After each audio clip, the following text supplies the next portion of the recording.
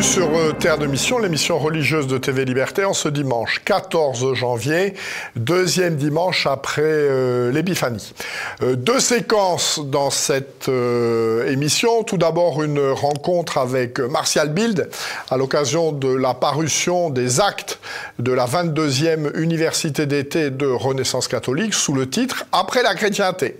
Et ensuite, nous rencontrerons monsieur l'abbé Éric Perron qui, à l'occasion des fêtes de Noël, vient de publier un nouveau CD de chants de Noël intitulé « Odillet », chant chanté par le chœur des petits-enfants de Saint-Joseph.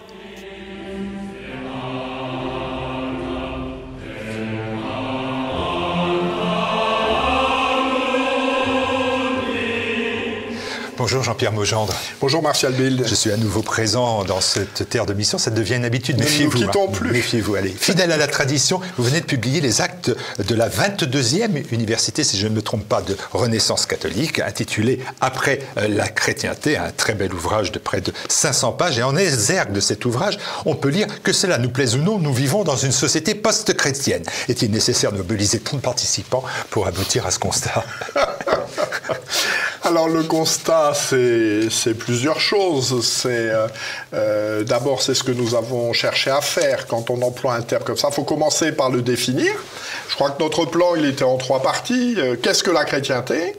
Deuxième partie, est-ce un bienfait ou est-ce un méfait? Puisque je rappelle quand même que sur l'année qui vient de passer, il est paru un certain nombre d'ouvrages. Je pense à l'ouvrage de Chantal Delsol, La fin de la chrétienté, dans lequel Chantal Delsol se félicitait du fait que nous ne soyons plus dans un système où il y ait cette union de l'Église et de l'État. Et donc, est-ce un méfait ou est-ce un bienfait? Et puis, qu'est-ce qui justifie un peu tout cela? Quels sont les défis à relever? Et la question de fond étant pour nous, voilà, comment rester chrétien dans une société qui ne l'est plus? Est-ce possible? Que devons-nous mettre en œuvre? On va remonter le fil, si vous voulez bien, parce que j'ai commencé par la fin. En voilà. Réalité, le contexte de cette publication, j'ai dit, c'est dans le cadre des universités d'été que vous faites chaque année avec beaucoup d'intellectuels de tous horizons. Voilà. Alors donc, nous avons commencé ces universités d'été en 1992. Donc ça n'est pas rien. La première université d'été, c'était Une croix sur le Nouveau Monde. 1992, je le rappelle à nos téléspectateurs, ou je l'annonce à d'autres, c'est 2 événements marquants. 1492, c'est la découverte de l'Amérique, d'une part, et c'est d'autre part la fin de la Reconquista en Espagne avec la chute de Grenade en janvier 1492. Et donc, cette année-là, à l'occasion de ces 2 développements, ont été menées des campagnes de presse extrêmement importante, disant que l'Espagne avait mis fin à une civilisation d'un raffinement, d'une tolérance, d'une intelligence, etc., qui était ce que Philippe Conrad en particulier appelle le mythe d'Al-Andalus, donc une première série d'attaques contre l'Espagne, et puis deuxième série d'attaques liées à la colonisation, en disant en fait que la colonisation espagnole a apporté la mort, les massacres, la disparition des Indiens, etc. Et donc, cette première université d'été, et c'est la trame que nous avons conservée depuis plus de 30 ans maintenant, c'est choisir un sujet d'actualité, un sujet qui est dans l'air du temps, qui est ce dont les gens parlent, et puis essayer de traiter ce sujet à la lumière de notre foi catholique et dans la fidélité à notre tradition nationale. Alors, vous l'avez dit, c'est cette 22e université d'été. Les plus sagaces de nos téléspectateurs se disent donc qu'il a dû y en avoir 21 auparavant. Et effectivement, il y en a eu 21. Et donc des conférences sur des sujets. Bon, en 1993, c'était sur la Révolution française. Est-ce que la terreur est contenue dans 1789 ? Est-ce que c'est écrit ou pas ?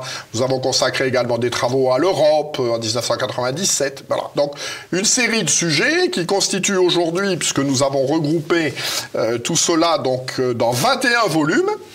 Ces 21 volumes représentent 7700 pages, 270 conférences de 113 auteurs différents. Voilà. Et sur ces 21 volumes, voilà, 15 sont disponibles. La volonté, et certains ont eu la gentillesse de nous le dire, voilà, c'est un peu de bâtir une contre-encyclopédie catholique et française, pour résister au courant dominant de l'historiquement, du politiquement correct. On est en 2024, en 2023, lorsque se déroule cette université d'été. À cette époque-là, qu'est-ce que la chrétienté encore ? Alors, ces actes sont malheureusement un petit peu plus anciens, puisque c'est l'université de 2013. En 2013, la chrétienté a un petit peu cessé d'exister. Si on la définit, et c'est ce que nous allons chercher à faire maintenant, c'est la conférence introductive faite par Arnaud Jaïr. Il nous dit, la chrétienté, c'est deux choses. Ce sont des chrétiens. Bon, et aujourd'hui, effectivement, le constat est qu'il ne reste plus beaucoup de chrétiens. Ce sont des chrétiens qui vivent, alors avec les faiblesses inhérentes à la nature humaine, mais qui essayent de vivre conformément à la loi de Dieu, au commandement de Dieu, au commandement de l'Église, etc. Et puis, et c'est le deuxième point généralement qui est le plus controversé, ce sont des institutions chrétiennes. La chrétienté, c'est une société dans laquelle, eh bien, ce qui est interdit par le décalogue devient interdit par la loi. Voilà, tu ne convoiteras pas la femme de ton voisin. Bon, voilà, en chrétienté, c'est interdit. Dans une société comme la nôtre aujourd'hui, si la femme de votre voisin est d'accord, ça n'est plus interdit. Voilà. Nous ne sommes plus. Alors il y a cet aspect, mais il y a également toutes les législations autour du mariage, les questions de société qui ne sont plus conformes à ce que cela a été pendant des siècles dans notre pays et à l'enseignement de l'Église. Alors vous m'expliquez qu'est-ce que la chrétienté, mais en fait c'est pas le titre de l'ouvrage, c'est après la chrétienté. C'est le après qui est important. Alors oui, c'est répondre à la problématique que j'évoquais tout à l'heure. Voilà, nous sommes dans une société qui n'est plus chrétienne. Donc on cherche à définir ce qu'est la chrétienté. On cherche ainsi à comprendre comment une société qui fut chrétienne ne l'est plus. Voilà, nous avons un certain nombre de conférences sur ce sujet. Bon, c'est l'aboutissement d'un long processus qui s'étale sur des siècles et des siècles. Voilà, on peut penser les légistes, Philippe le Bel, Guillaume d'Occam, la Réforme, la Révolution française. Voilà, tout ça sont des moyens, sont des courants de pensée, sont des actions politiques qui ont cherché à séparer la société française de l'enseignement de l'Église. Donc c'est la deuxième partie. Comment sommes-nous arrivés là? Et puis après, deux orientations. Comment rester chrétien, d'une part, et comment, autant qu'il est possible, rebâtir une chrétienté. Avec Guillaume de Thieulois, vous faites terre de mission, c'est toujours cette notion-là. Comment on peut demeurer intégralement, si vous me permettez ce terme-là, chrétien, continuer à partager le même sens d'une vie? Qu'est-ce qu'on fait? Qu'est-ce que vous dites? Je crois qu'on fait terre de mission, j'ai compris, mais ça ne va pas être suffisant. Ça va pas être suffisant. Je crois qu'on fait deux choses. Et puis d'abord, on le met quelque part dans sa tête. Le Christ, dans les Écritures, il nous dit « Je suis venu apporter le feu sur la terre. Je suis venu apporter le feu sur la terre. » Pour rester chrétien dans une société qui ne l'est pas, déjà dans son petit logiciel intellectuel, il faut accepter d'être différent de la société dans laquelle nous nous trouvons. Comment, en tant que chrétien, pourrais-je être à l'aise, reconnu, valorisé par une société qui ne l'est pas? Et je pense d'ailleurs que c'est souvent la première difficulté. Est-ce que j'accepte d'être différent? Est-ce que j'accepte, dans ma vie personnelle... Il ne faut pas que je sorte de la cité. Alors ça, c'est les débats que j'évoque dans la conférence de conclusion.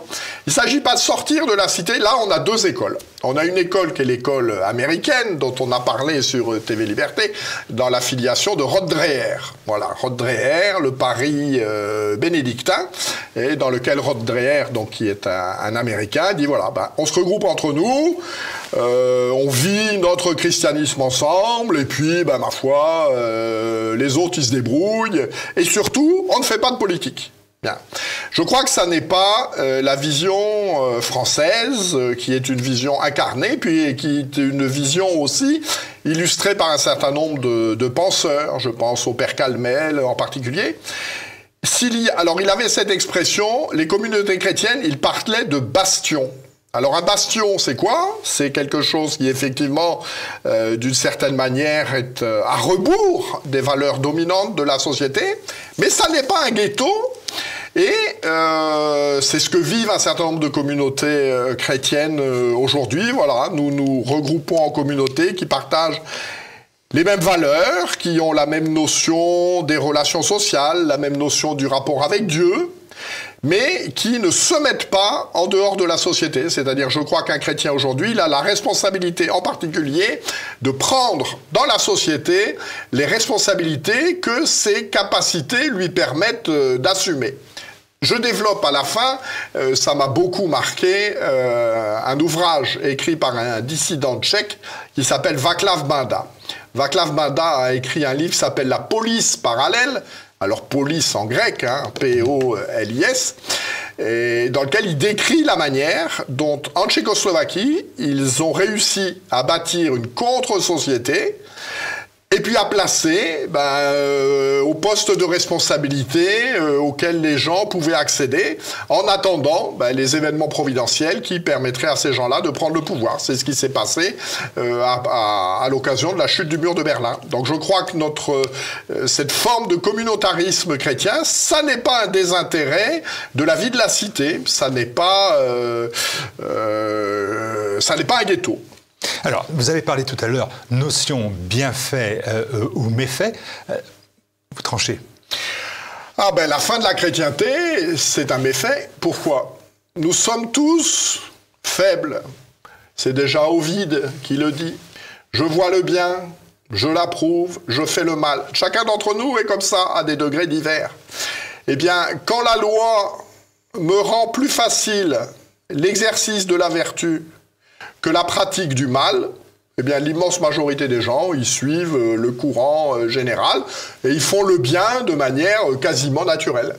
Quand les valeurs promues par la société sont des valeurs qui sont opposées à la loi de Dieu et donc au vrai bien de l'homme, eh bien, la majorité des gens, c'est un constat, fait le choix de la politique du poisson crevé au fil de l'eau et conduite, je dirais, à faire des bêtises ou à avoir des comportements qui ne sont pas conformes à la loi de Dieu. Et je crois, il y a aussi un élément sur lequel on n'insiste pas assez, c'est que, sauf cas particulier, c'est toujours à la suite de leur prince, à la suite des autorités politiques, que les populations se sont converties au christianisme. Voilà, Constantin, en 313, les populations deviennent chrétiennes parce que l'empereur est chrétien. Clovis pour les Francs, puis Charlemagne, puis puis des conversions, Saint-Étienne en Hongrie, le roi de Pologne, etc. Donc quand l'autorité politique est fidèle aux valeurs de l'Évangile, les gens suivent et naturellement sont imprégnés de christianisme. Et le contre-exemple, c'est qu'il n'existe pas de christianisme qui se soit implanté durablement sans au moins la bienveillance des autorités politiques. L'exemple que l'on en a, c'est le Japon et la Chine, où deux pays qui n'avaient pas de raison qu'il y ait de moins de chrétiens qu'ailleurs. Pendant très longtemps, les autorités politiques ont été opposées aux chrétiens et les communautés chrétiennes sont marginales. On a peu de temps, vous le savez, c'est récurrent. Ça sur la terre de mission. Vous évoquez des choses, alors il va falloir faire ça en 1 minute, mais les défis géopolitiques du catholicisme contemporain. Alors ça, je trouve ça passionnant et je vous demande d'en parler en 1 minute. Alors c'est une conférence d'Émeric Choprade. Alors Émeric Choprade estime que les défis géopolitiques du catholicisme contemporain sont au nombre de 3. Le premier défi, c'est la résistance de ce qu'il appelle les cultures nationales. Voilà, c'est la culture nationale qui refond surface après une période d'hégémonie de la civilisation occidentale. C'est la résurgence d'un parti nationaliste en Inde, du parti communiste chinois en Chine, le Pakistan, l'orthodoxie vis-à-vis du catholicisme. Voilà, il y a une résurgence des identités nationales, souvent liées à une religion nationale, et qui voit le catholicisme comme une importation extérieure. Premier point. Deuxième point, la mondialisation du libéralisme américain. Voilà, cet individualisme, c'est ce qui recouvre l'Europe, les États-Unis, une partie de l'Amérique latine, et qui débouche sur 2 choses, la déchristianisation de l'Europe et le basculement dans le pentecôtisme de toute l'Amérique latine. Voilà, ça c'est un phénomène qu'on n'a peut-être pas suffisamment en tête, mais je crois que dans un pays comme le Brésil, les pentecôtistes sont devenus majoritaires. Il y a des pays d'Amérique centrale où les catholiques sont devenus minoritaires. Ça, c'est ce deuxième défi dont parle Émeric Chauprade. Et le troisième, bien sûr, c'est la montée en puissance de l'islam, avec le recul du temps, la disparition de tous les États laïques qui s'étaient installés au Moyen-Orient. L'État laïque, c'était la Turquie de Kemal Atatürk, c'est l'Irak baathiste, c'est l'Iran des Pahlavis, c'est la Syrie, alors c'est un seul qui résiste, c'est la Syrie baathiste, etc. Mais voilà, tous ces États laïques en pays musulmans ont été balayés, et donc c'est le redressement de l'islam, alors que souvent, c'est l'expression qui était employée en particulier pour la Turquie au 19e siècle, il était l'homme malade de l'Europe. Aujourd'hui, la Turquie va bien.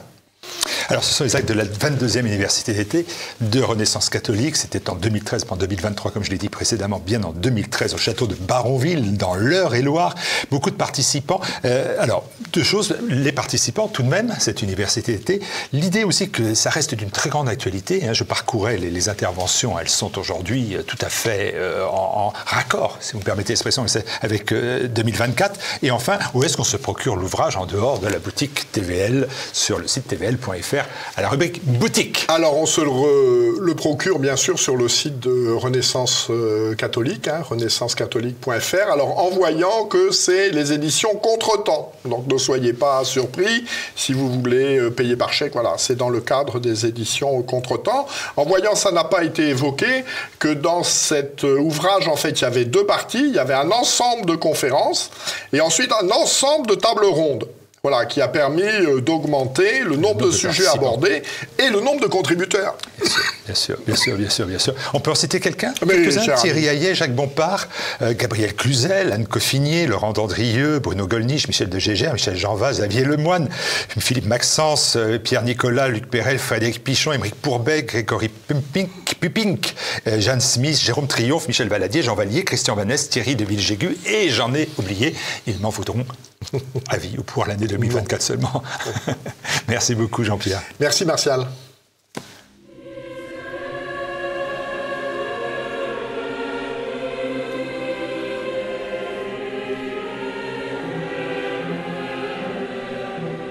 Bonjour, monsieur l'abbé. Bonjour monsieur.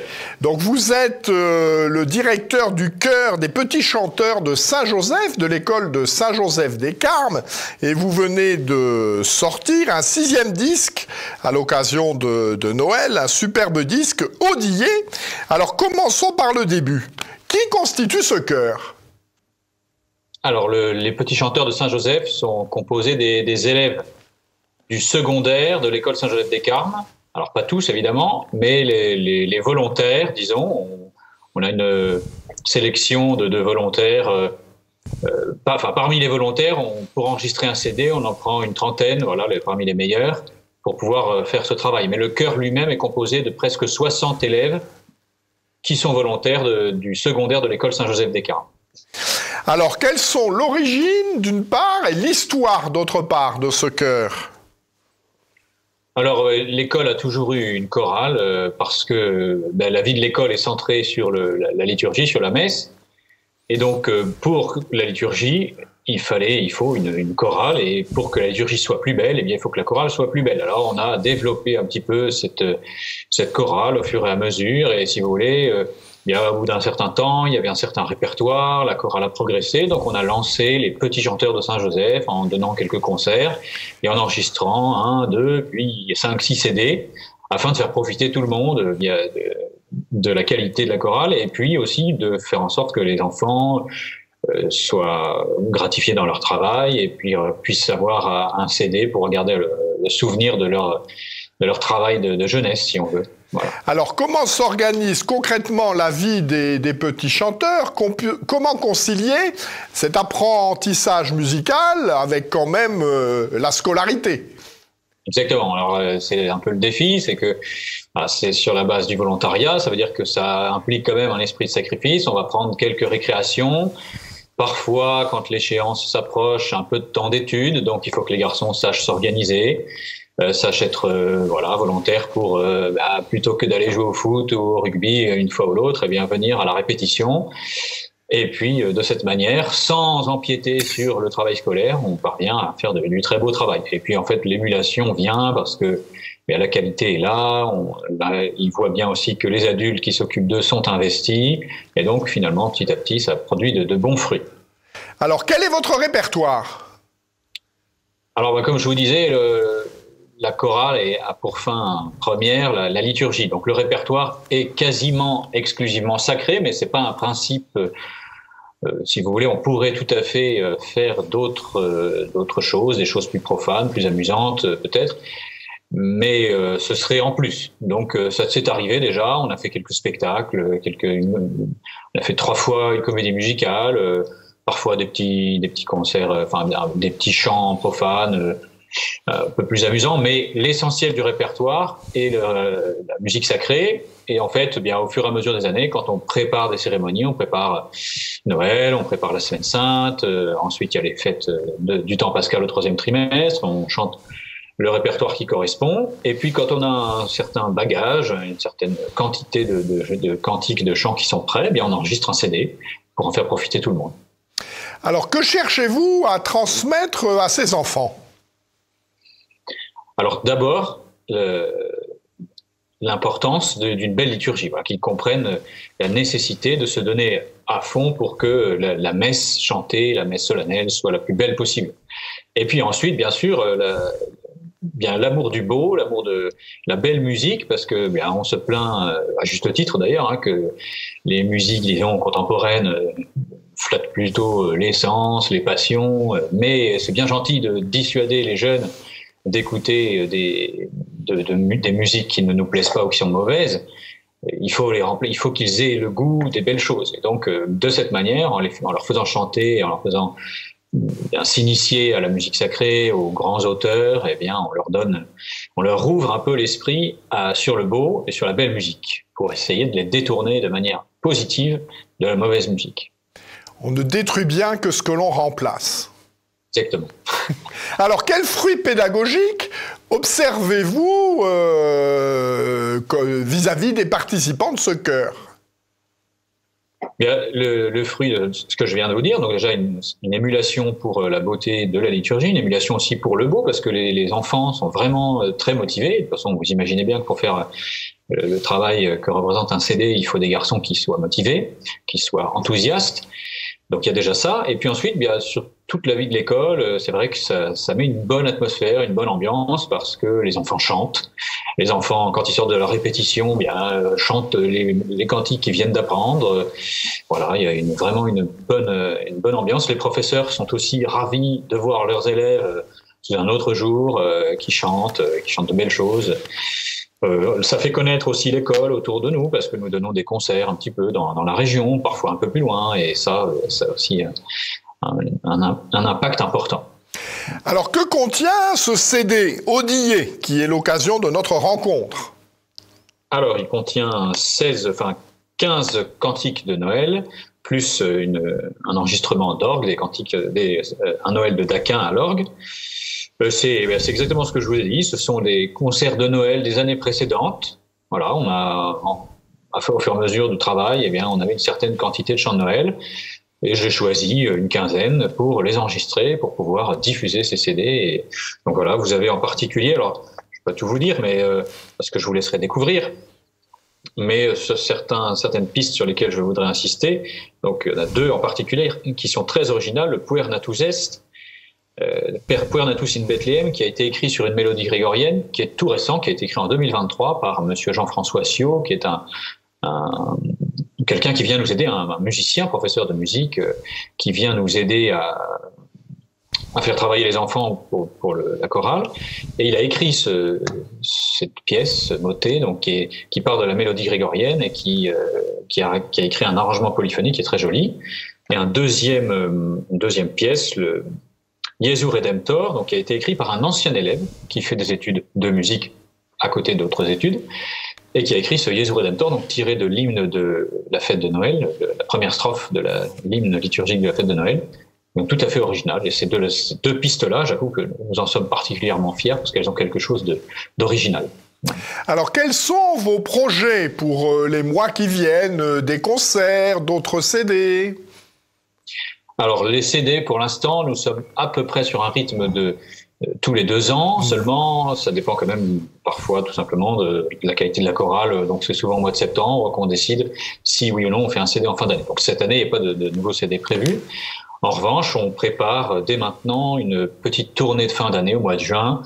Nous irons à Écône pour chanter la cérémonie des ordinations. Et puis, bien sûr, la route, on va s'arrêter probablement en Provence et aussi en Suisse pour chanter. Et entre-temps, nous avons le projet de donner un concert de Semaine Sainte, de carême, disons, dans la région, donc a priori à Montréal ou à Castelnaudary, mais c'est pas encore, le lieu n'est pas encore fixé définitivement. Voilà. Souhaitez-vous rajouter quelque chose pour nos téléspectateurs ? Oui, bien sûr, c'est leur dire de se procurer non seulement ce 6e CD, mais les 5 précédents, en leur disant qu'ils seront certainement ravis et que non seulement ils vont acheter cela, mais après ils auront envie de faire des cadeaux, et donc il vaut mieux en commander tout de suite une grande quantité. Voilà. Merci beaucoup, Monsieur l'abbé. Donc cette émission s'achève. Je vous souhaite à tous un bon dimanche, une bonne semaine, et que Dieu qui est Père, Fils et Saint-Esprit nous garde. Donc bon dimanche et bonne semaine à tous.